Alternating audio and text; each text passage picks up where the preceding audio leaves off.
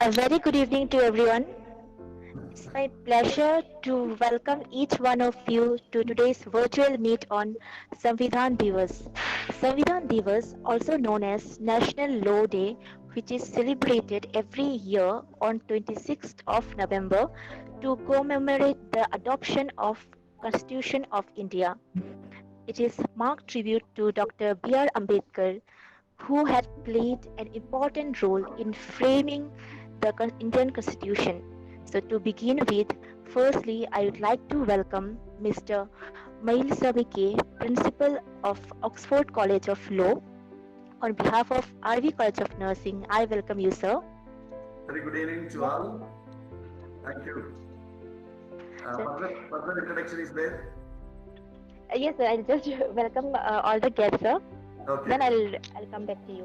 Am I Yeah. audible? Yes, Yes, yes. sir. Okay, thank you. Next, I'd also like to welcome Dr. Anjina Reddy, Principal of RV Institute of Legal Studies, on this function. I welcome you, sir, on behalf of RV College of Nursing. Next, my hearty welcome to Dr. Prithviraj, Principal of RV College of Physiotherapy, on this occasion. Next, I'd like to welcome Dr. S.R. Gajendra Singh, Principal of RV College of Nursing, for his support and efforts. I would also like to welcome Vice Principal Professor Mamta Nistal and all the faculties of RV College of Nursing and all the delegates who have joined for today's session. I would like to welcome you all. Uh, yes. So, uh, to begin our session, I'd like to introduce our today's guest speaker of the day, this Mr. Mailsamy sir. Sir has completed his LLM from University Law College, Bangalore, and pursuing his PhD from the same college at present. He is having total 14 and a half years of experience in teaching and 2 years of experience in administration. Sir has published many research papers in national and international journals and also very enthusiastic to organize and participate various development programs. We are really privileged to have you here, sir. Thank you. Thank you. Sir, I'd like to request you to take over the session. Okay, thank you. My pleasure. At the outset, I would like to thank the principals of various sister institutions of RV, group of institutions, and my dear colleague, Professor Anjana Reddy, my dear friend, and all the vice principals of various RV group of institutions, and the faculty members and students.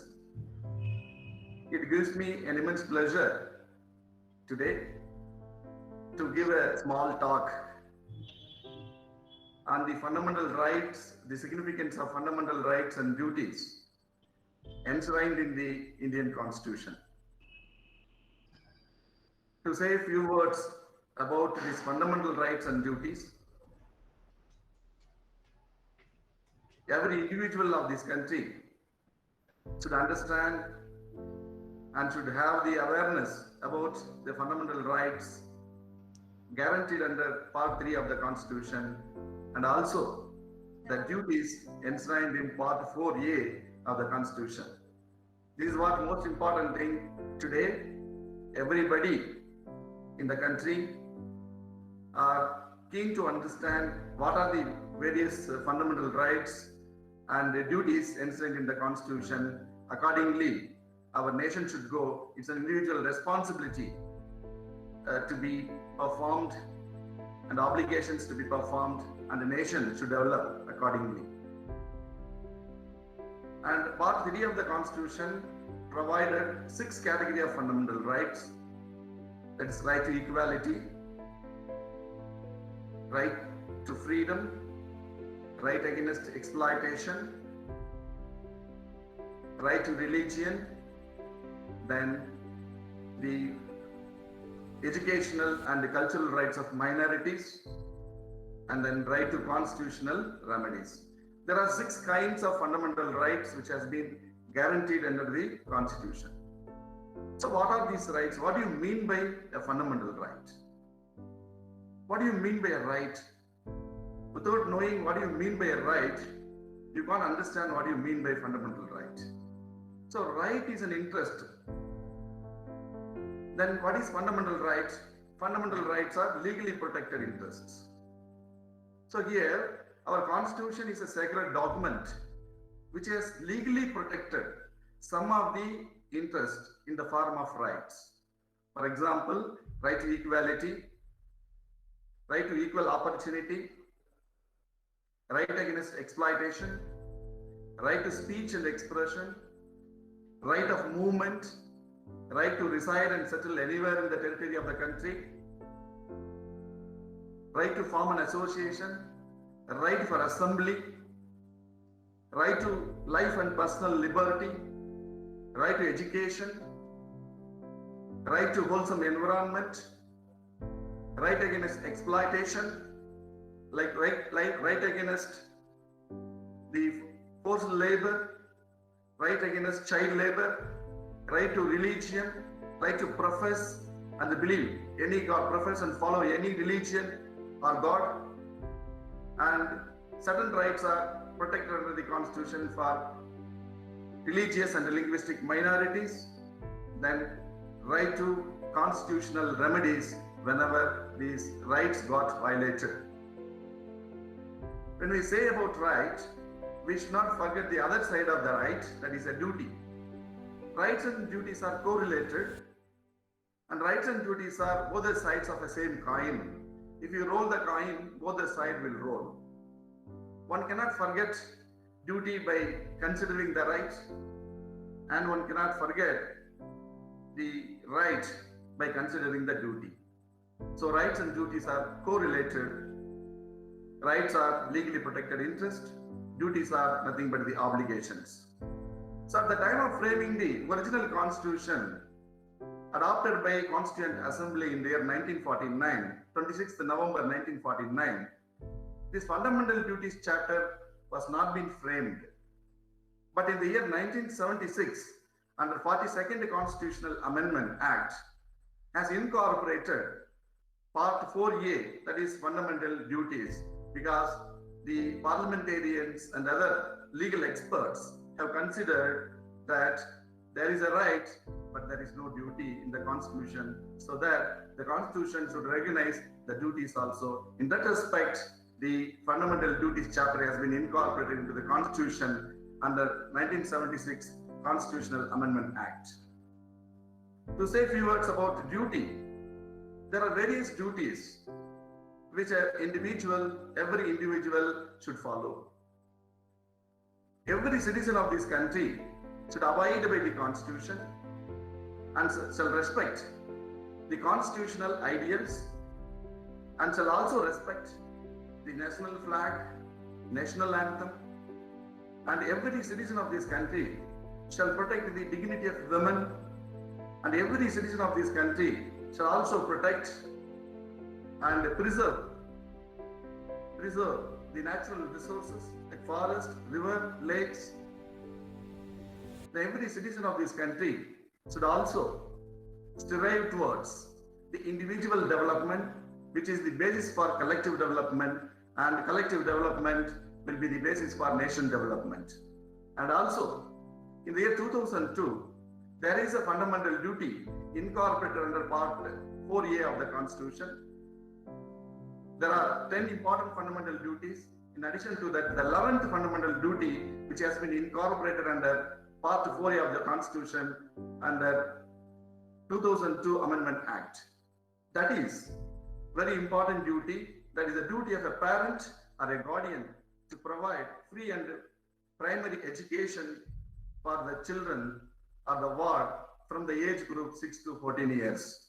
This is a duty of a parent or a guardian to provide the primary education for the age group 6 to 14 years, because right to education, that too, primary education, is a fundamental right guaranteed under Article 21A of the Constitution. Correspondingly, this duty is imposed upon the parents and guardians to provide preliminary education, primary education for their wards from the age group 6 to 14 years. So this is very important duty enshrined in the part 4A of the Constitution. So whenever there are violations in the fundamental rights, like right to education, right to wholesome environment, right to speech and expression, right to assembly, right to form an association or union.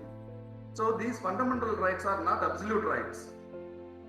When these fundamental rights are given absolutely, then everybody will start misusing it. So fundamental rights are justiciable rights. It is a limited rights, you can say. They're limited by Constitution. The restrictions also correspondingly imposed under the Constitution. So any of these violations happened, definitely High Court of various state governments and Supreme Court of India, particularly the Supreme Court is the protector of, the safeguardian of the fundamental rights of the citizens. So whenever there is a violation, any citizen can file a writ petition either in the High Court of the state, or he can approach the Supreme Court of India directly under Article 32 of the Constitution to ensure his fundamental right or to enforce his fundamental right which has been violated, so that the court can impose or issue a judicial order against the authorities which has violated the fundamental rights.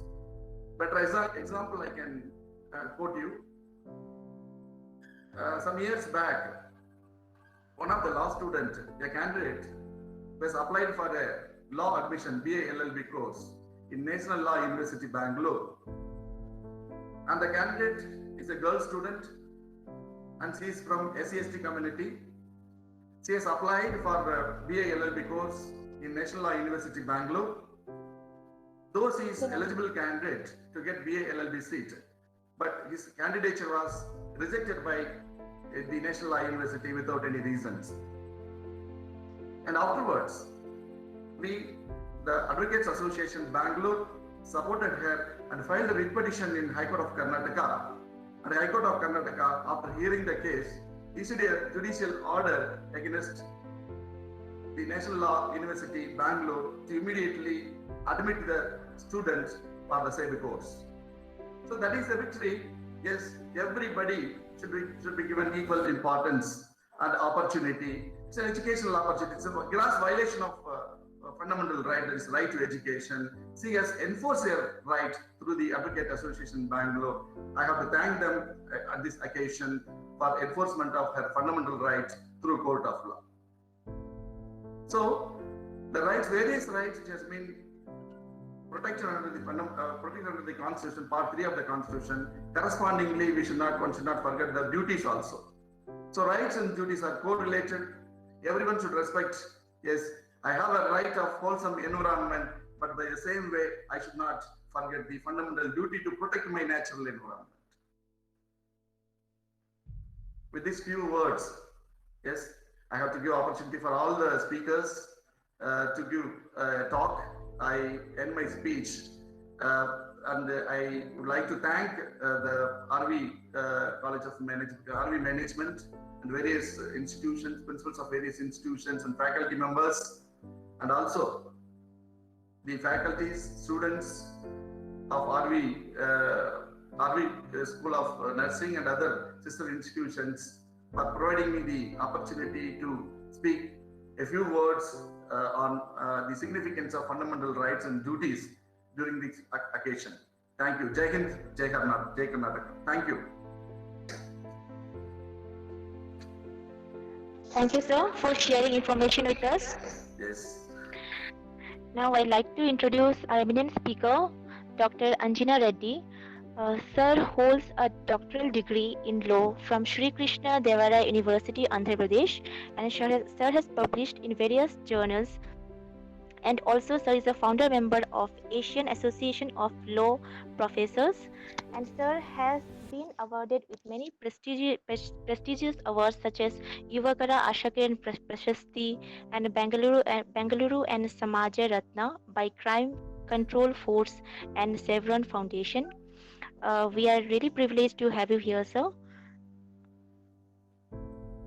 Over to you, sir. Thank you, ma. Thank you.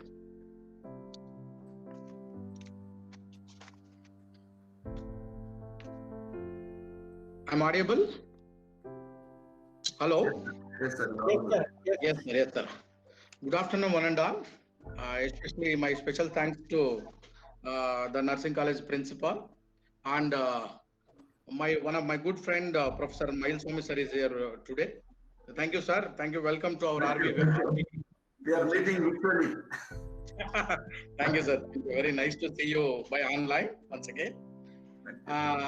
Yes, I can share the information, the framing of the Constitution and little silent features of the Indian Constitution.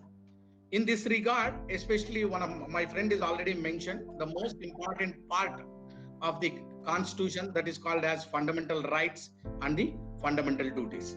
These two parts are most important. Whatever it is there, we are enjoying every day without any disturbance. No doubt in that because of the fundamental rights and the same. Where is they have a right, the duty also, the responsibility of the citizen, the duties also, we have to respect the duties. And it's coming up to this point of the establishment or it's a framing of the Indian Constitution.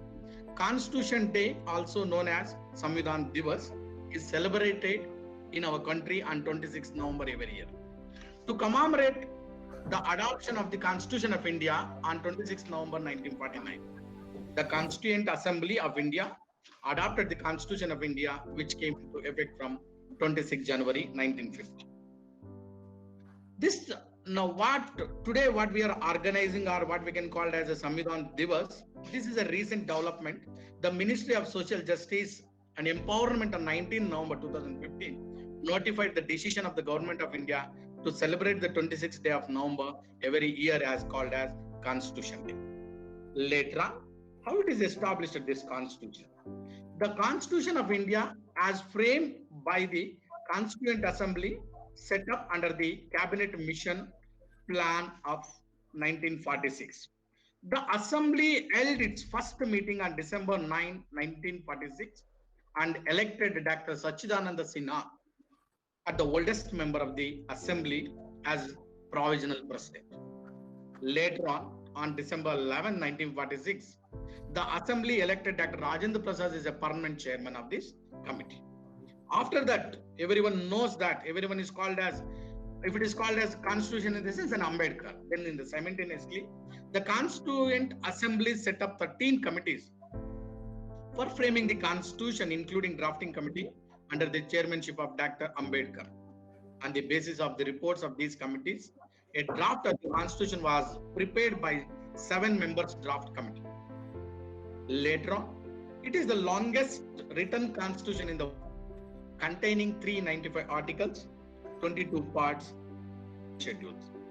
That it's include the complete of our nation.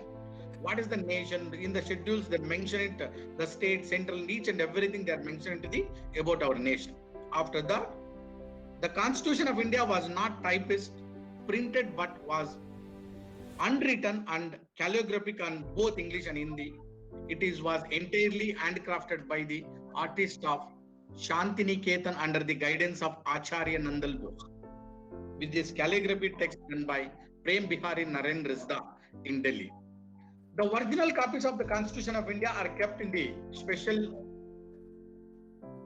in the parliamentary. After that, the artwork as illustration, it's a completely followed by the Nanda Ghosh. After that, people of India are ultimate custodians of the Constitution. It is then that sovereignty was, it is then their name of the Constitution was adopted. The Constitution, nobody's preserved, and it is every day, it is everybody's preserved. When the Constitution was adopted in the year 1949, there were no provisions regarding to the fundamental duties. Our friend already mentioned this. But once again, I just repeat why I'm repeating. We are the citizens of India. We are the people of India. When we are expecting to the Constitution, that is called as a fundamental right, simultaneously we are our duty to call as respecting to the part 351 class A, that is called as a fundamental duties. This is included in 42nd Constitution Amendment in 1976. That all everything it comes. Finally, the fundamental duties are essentially taken from the Indian tradition, mythology, religions, and practices. Essentially, these were the duties that are the codification takes integral to the way of life. Originally, it's called as the constitutions. It is the fundamentals are 7. Later on, it's 6. The constitution, the fundamental duties also begin with the 10. Now it is the 11. Later on, I can mention the legislature, the body of making laws, the executive body involved in carrying laws, the judiciary body involved in the protecting law. This is under the constitution. These 3 organs are completely controlled by our nation.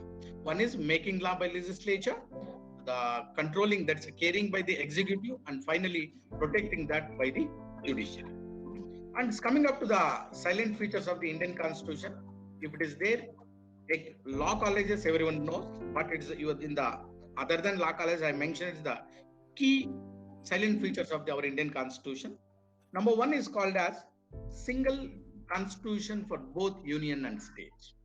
What it is there in the other countries, the constitution also it's a part, but here it's independent and single constitution from the union territories, union and the states also. Sources of second point is called as a source of the constitution. The Indian Constitution has borrowed provisions from the various countries, modified and according to the situation or according to the suitability and requirements of our country, they are included. And it's coming up to the third point, rigidity and flexibility. The Constitution of India or any constitutions are maybe the rigid, not flexible. But when it comes to circumstances, that is maybe rigid, but it is whenever the need of the society, that it comes under the flexibility. And it's coming up to the fourth point, secular state. The term secular state means that all the religions present in India get equal protection. Get equal protection. The secular, maybe you born a Hindu or you born a Muslim or in the Christian, whatever the community, but the equality is given by under the Indian Constitution. That is a special feature of our Indian Constitution. Some of the foreign countries, they declared as their own community reasoned by Constitution. But in India, it's not like that. It is declared by the secular state. Later on, it is a fifth point, federalism in India. The Constitution of India provides a division of powers between the state and union. This is the most important thing, union and the state governments. The in Indian system is there, the given to the bifurcation, but union government is controlled by the states, but the states also have an independent to act to the people. There is a special provisions under the federalism in India. And parliamentary form of government. The sixth one, India as a parliamentary form of government. India has a bicameral legislature, bicameral legislature with 2 houses. That is named, everyone knows that, I think, Lok Sabha and Rajya Sabha. In the parliamentary form of government, there is no clear-cut separation of powers of legislative and executive organs. In India, the head of the government is called as Prime Minister. For example, you may aware of that in US and all, President is the supreme, but in India, President is called as the first person of the country, but the complete powers controlled by the Prime Minister of the nation. Now, one more special feature is of our Indian Constitution is called as the number 7, single citizenship. The single citizenship, you know that once again I'm quoting that, always I'm quoting the why in USA, it is both the countries are, it's called as a democratic countries. In India, it's the only single citizenship. In America, it's a dual citizenship. Each state is a one single citizenship and the nation-wise is a citizenship. But in India, it's the only single citizenship wherever you born. Maybe you born in Karnataka, or you born in Delhi, or you are Assam, or wherever your place. But you have a right to move at any place of our territory of our nation. That is called as single citizenship. Integrated independent judiciary. This is one more the key provisions to the Constitution.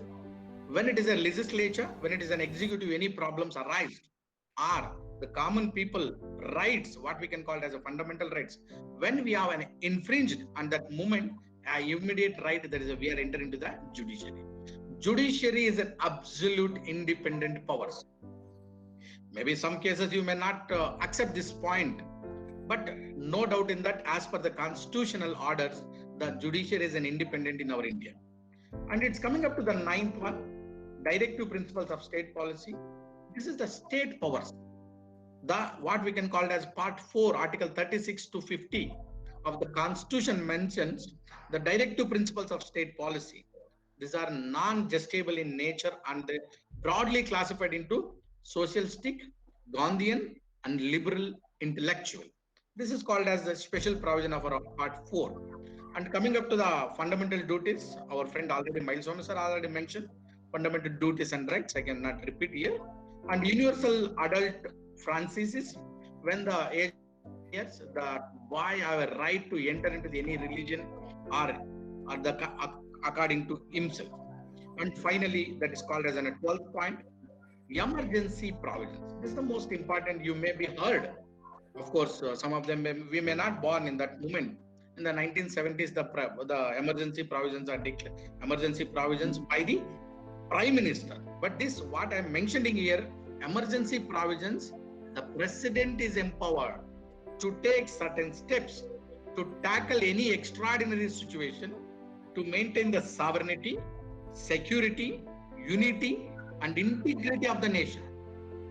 The states become totally subordinate to the central government when the emergency is imposed.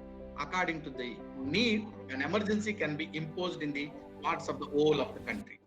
And finally, I concluding this, the Constitution of India thus stands as embodiment of democracy, number 1, fundamental rights and decentralization of power to the lowest, to the grassroots level, in order to protect against any possible dilution of these powers and rights.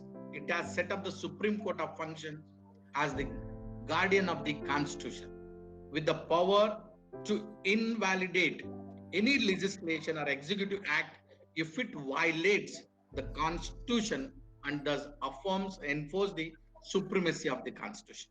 When if it is any person fundamental rights are infringed, they can approach directly the Supreme Court of India under Article 32. He may approach in the state Article 26 also. But finally, supremacy of the Constitution. Whatever the laws comes, that all laws comes under the supremacy of the Constitution. They have to protect the Constitution supremacy. They cannot bring the laws without the whatever the laws comes without the effect of the Indian Constitution. It is not, if it is an infringement of the Constitution, that laws, it's not acceptable on the public or in the legislature. Thank you. Thank you once again to our Nursing College Professor Dr. S.J. Gajendra sir, Principal, giving an opportunity to share the knowledge, what it is, what we know about the framing the Constitution and the salient features of the Constitution. Thank you, sir. Thank you. Thank you all. Thank you, sir. With the permission. Thank you, sir. It was such an informative session. Now I'd like to request our beloved principal, Dr. Gajendra Singh sir, to address the gathering. Namaste. Namaste, namaste, sir. Namaskara, sir. Today's chief guest, Shri Miles Swamin,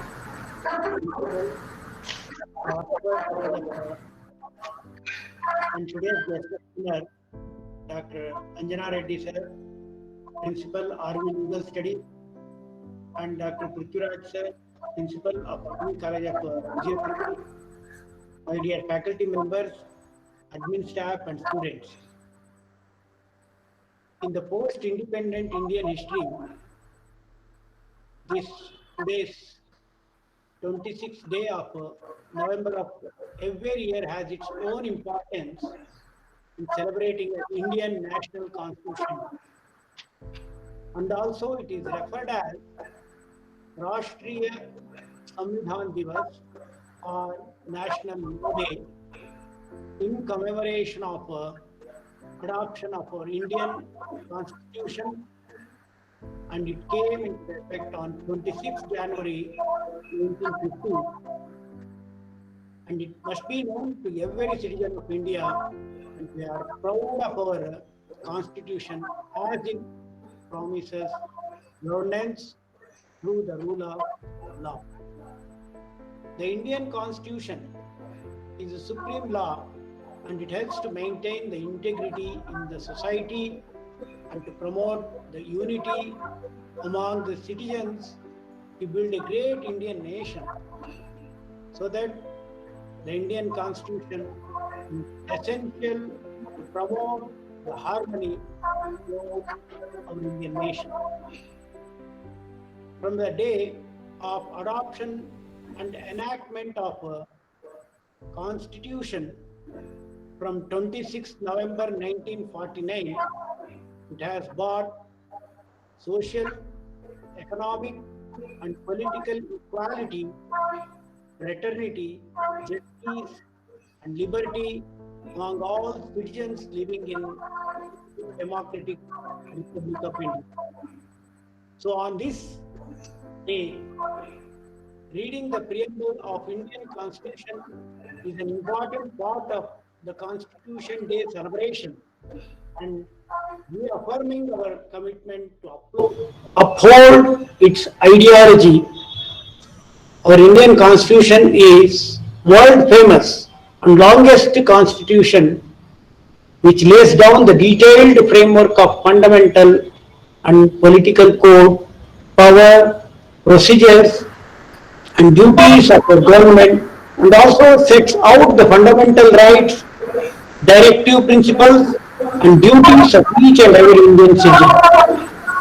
We have every reason to feel proud citizen of India on this unique occasion by celebrating the Constitution Day.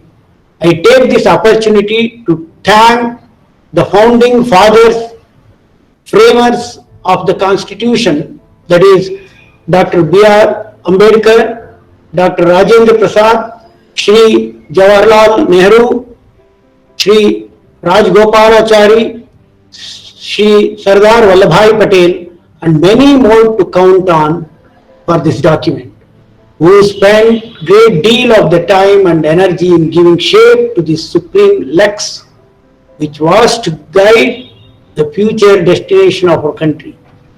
We are ever grateful to them.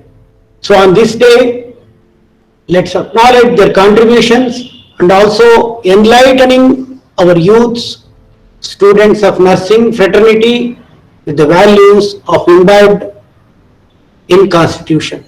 Thank you, Ananda.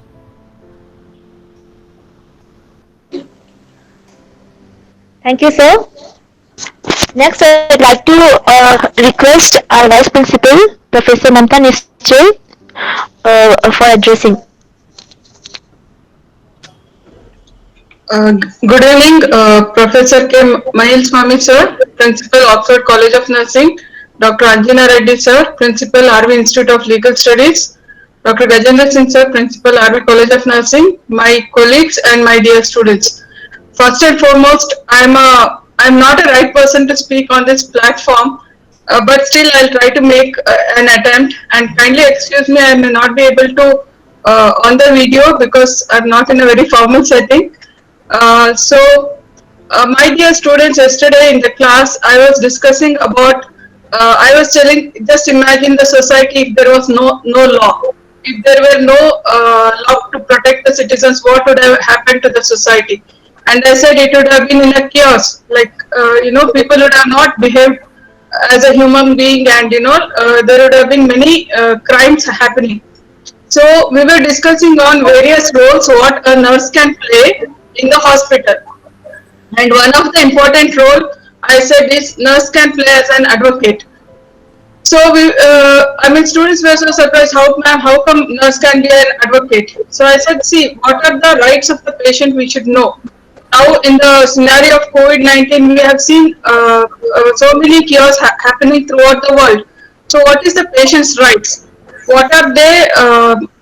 What are you accountable for? That is very important.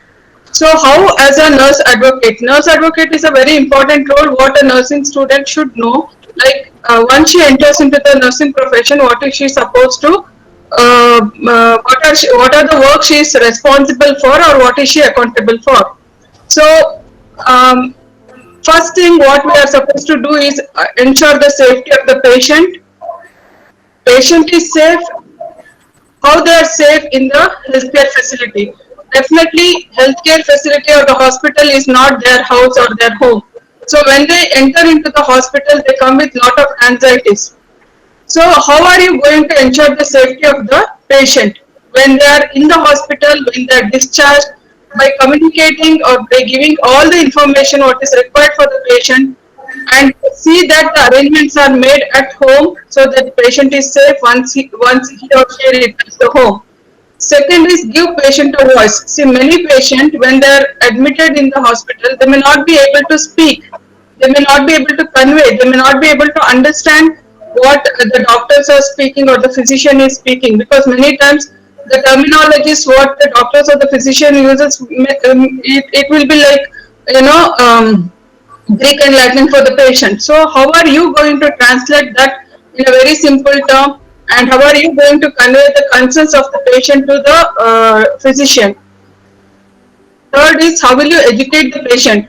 How to manage their current condition? How to manage their chronic condition if suppose they are suffering from? Suppose patient is undergoing some kind of long-term treatment like chemotherapy. How they have to take care of themselves at home? So these are the information what you are supposed to give. Next is double check for the errors. Documentation is very important in nursing profession. So everyone makes a mistake. Like many times due to workload, we may not even notice how many drops have been flown into the patient's body. It may be like a patient may be overdosed. So you are supposed to double check carefully for all the errors, double check for the errors in the documentation, and connect the patient to the resources, whatever resources possible. Patients come from various sectors. They may be financially not very sound. They may be poor. So connect them to the resources so that they can make use of the resources and help him in the easy recovery. Next, very important is protect their rights. Now, what are the patient's rights? What are the what rights patient is eligible for? So, according to the Charter of Patients' Rights, patient is eligible for certain lawful rights, which is also included in Constitution of India. One is right for information. So everybody, whoever is dealing with the patient, is supposed to give a right information. You should not behave as the patient is ignorant of, his about his disease condition. I was telling you in the class, even in fingertips, they can tell you about any kind of disease condition, because now the media, now the information is easily accessible to the patient. So you should be able to not become irritated or not act as though you know everything and patient doesn't have any right to know anything about his condition. That's wrong. Patient has the right for information. Each and every smallest to smallest information you are supposed to give to the patient. Then right to records and reports. Patient and their respective caretakers or the family members, they are supposed to know what is being recorded about him in the records. What is the documentation? What are the investigation done on the patient? All this will be available to them. If they ask you for the reports, you are supposed to provide the reports to them. You cannot deny that. Then is right to the emergency medical care. So every citizen of a country is having the right to emergency care. So even that comes under the constitution. The right of informed consent. This is one of the important pre-operative measures we have been teaching you. Patient should be given an informed consent. If patient is not in a status where he can give a consent, you are supposed to take the consent of the family members. Isn't it? This has been taught to you. Then right to confidentiality, human dignity and privacy. This is one of the most important. Patient may be having certain communicable diseases.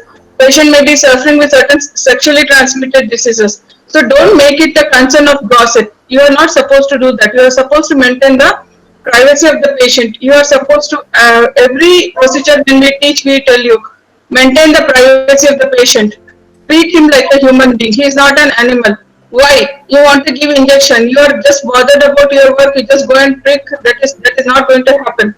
You are supposed to provide a privacy. You see that he is a human being who has come to you for a help. He is not dependent on you. So you are supposed to maintain his human dignity and privacy. Right to not discriminate. No discrimination should occur based on the age, religion, gender, ethnicity, sexual orientation, linguistic, geographical, Absolutely no, we don't have any scope for discrimination in nursing.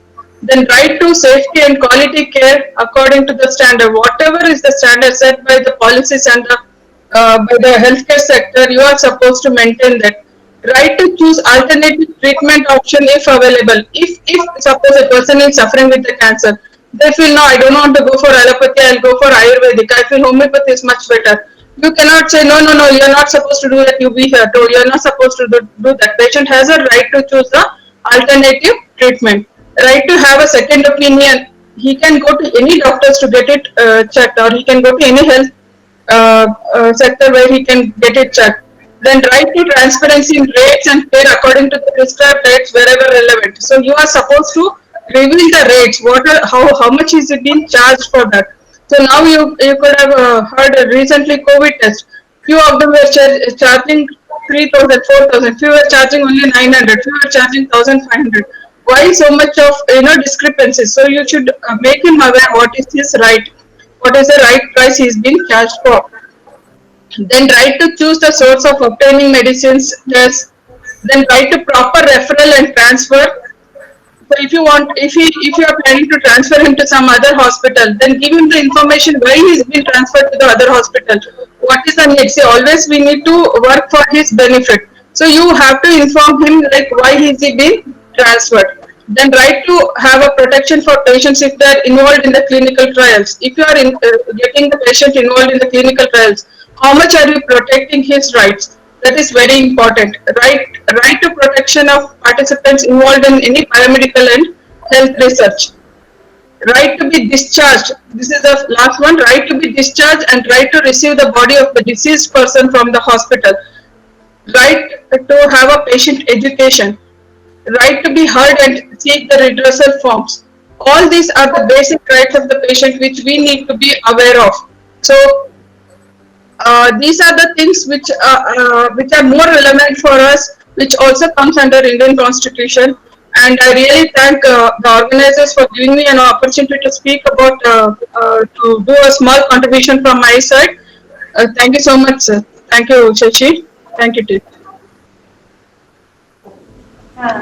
Thank you, ma'am, for making us aware that nurses also can play a better role for better treatment and in legal options. So I would like to request Dr. Prithviraj, Principal of Physiotherapy, to kindly address the gathering. Good evening, one and all present here. I take this opportunity to congratulate Dr. Gajendra Singh sir and team RVCN for having arranged this interaction on the Indian Constitution.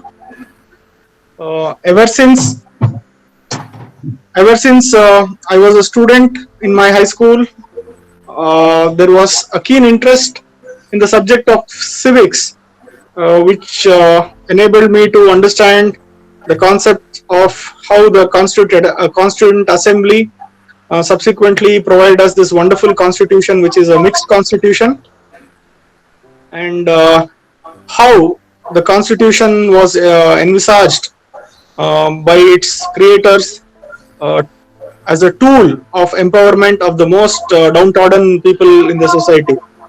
And it is a matter of pride to each one of us who have been fortunate to be educated and who are in leadership roles in organizations, to enable all our students, irrespective whether they are in health sciences or other streams, to give the basic education about Indian Constitution, which has also been mandated by the UGC. And accordingly, we have requested Dr. Professor Anjani Reddy, Principal RV College, RV Institute of Legal Sciences, who was kind enough to depute his faculties who did educate our undergraduate students on the Indian Constitution. And I think that is a very good step to ensure that every graduate student passing out of any university in a country will have the very basic education about what it means by civil rights, and therefore and how it affects one's human rights, and it will go a long way in enabling the cause of the Constitution by providing justice, equality, and feeling of fraternity amongst the citizens of the country. Ever since Dr. Gajendra Singh sir has taken over as the principal of RV College of Nursing, we are getting more opportunities to interact with experts from various fields and educate and re-educate ourselves. And I thank you for having given me this opportunity to share my thoughts on this day. Thank you very much, one and all.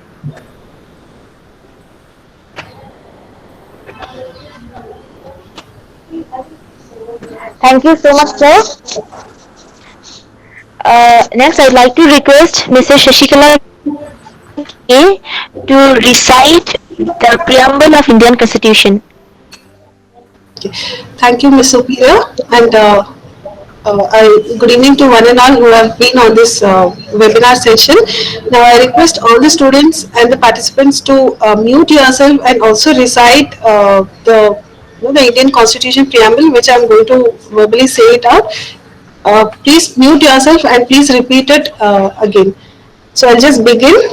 So, we, the people of India, have solemnly resolved to constitute India into a sovereign, socialist, secular, democratic republic, and to secure all citizens justice, social, economical, and political liberty of thought, expression, belief, faith, and worship, equality of status and of opportunity, and to promote among them all fraternity, assuring the dignity of individual and the unity and integrity of the nation. In our Constituent Assembly, this 26th day of November 1949, do hereby adopt, enact, and give to ourselves this Constitution. So I request all the students who have been in the webinar to understand what is our Indian Constitution and adopt in their daily life the Indian values or the Constitution values which has been drafted so well. Thank you one and all.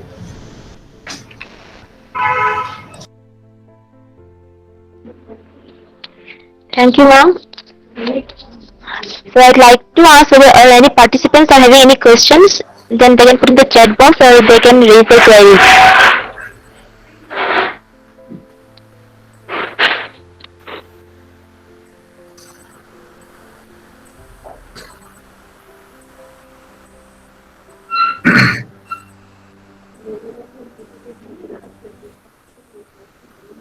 Hello, madam. Am I audible? Yes. Yes, sir. Yes, sir. Yeah, with the permission of the chair, I want to share two important informations during this auspicious day. 1 month back, so recently, Government of Tamil Nadu has brought a 7.5% reservation for the students who are studying in government schools for taking medical admissions. The total number of seats. According to the government decision, nearly 400 poor students from studied plus 2, the PUC from government schools have taken the opportunity to study medical education. That's one important information. Secondly, Karnataka High Court recently has given an instruction or order to National Law University, Bangalore, for ensuring 25% reservation for the students coming from the state of Karnataka. The reservation should be given in the total number of admissions made to BA LLB and various other law programs offered by National Law University, Bangalore. So I happily share these two important informations, which is in the lines of Indian Constitution. Through these decisions, everybody can get the equal opportunity, educational opportunity, which can be considered as a fundamental right. Right to education is a fundamental right, which has been ensured by Supreme Court of India in various decisions. Thank you. Thank you, sir. That was really informative for sharing such information. And now I'd like to request Mrs. Kamakshi to extend a vote of thanks. Gratitude is the fairest blossom which springs from the soul. A very good evening to one and all.